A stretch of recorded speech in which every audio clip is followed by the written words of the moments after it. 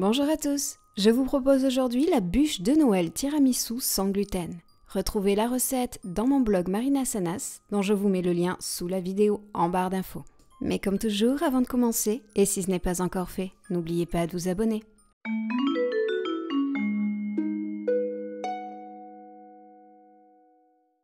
Commençons avec la génoise. Pour cela, vous aurez besoin de 3 œufs et vous allez séparer les blancs des jaunes. Vous allez prendre les blancs maintenant. Ajoutez une pincée de sel et faites-les monter en neige.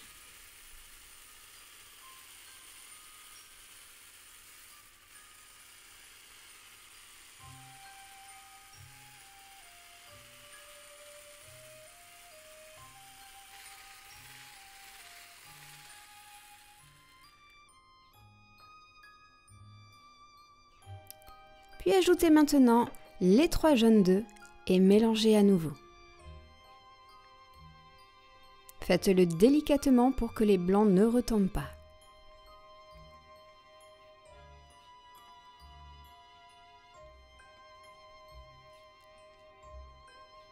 Incorporez 35 g de poudre de cacao, 90 g de sucre et 10 g de maïzena.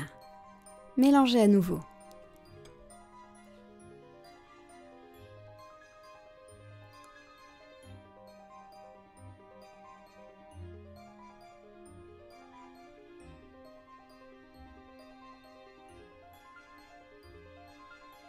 Voilà, maintenant votre génoise est prête. Vous allez préalablement préchauffer votre four à 180 degrés. Puis vous allez prendre votre plaque de cuisson, vous allez mettre le papier cuisson par-dessus et vous allez répartir l'intégralité de votre génoise sur l'ensemble de votre plaque. Et il n'y a plus qu'à incorporer au four pendant une vingtaine de minutes. Passons maintenant à la préparation de la crème. Pour cela, vous aurez besoin de 2 œufs où vous allez encore séparer le jaune des blancs. Vous prenez les 2 jaunes, vous le placez dans un récipient et vous ajoutez 80 g de sucre, ainsi que 250 g de mascarpone, et vous mélangez.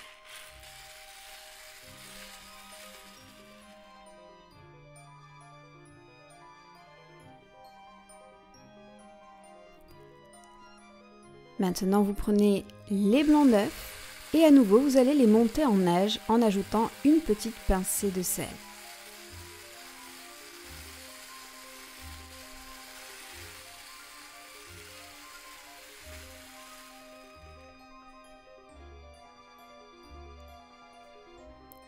Reprenons la crème et on y ajoute les blancs en neige. Mélangez délicatement pour que les blancs ne retombent pas.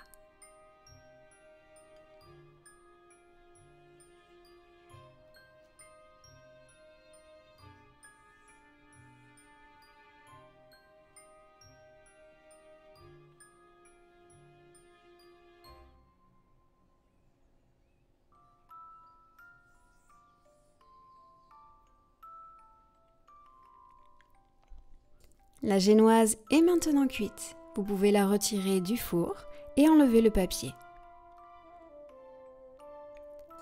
Préparez également un café serré que l'on va utiliser pour imbiber la génoise.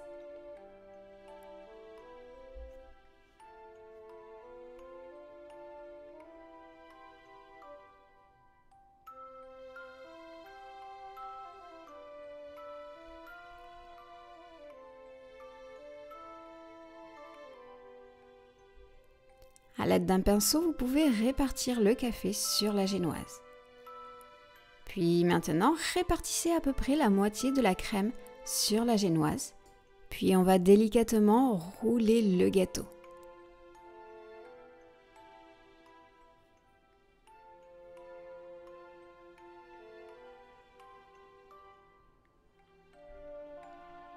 N'hésitez pas à couper les bords une fois fait pour la présentation et placez-la dans un plat. Passons maintenant au topping. Nous allons mélanger 30 g de cacao au reste de la crème.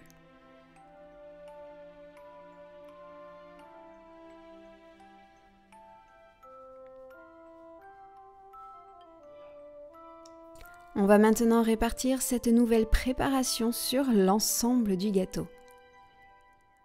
Et afin que cela ressemble à une bûche, n'hésitez pas à faire des petits traits inégaux sur l'ensemble du gâteau.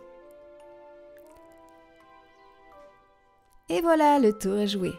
Vous pouvez y mettre la décoration que vous souhaitez. Il n'y a plus qu'à couper, à servir et à déguster. J'espère que cette recette vous aura plu. Comme toujours, laissez-moi un petit pouce bleu ainsi qu'un commentaire auquel je ne manquerai pas de répondre si vous avez testé la recette. Je vous dis à très bientôt pour une prochaine recette.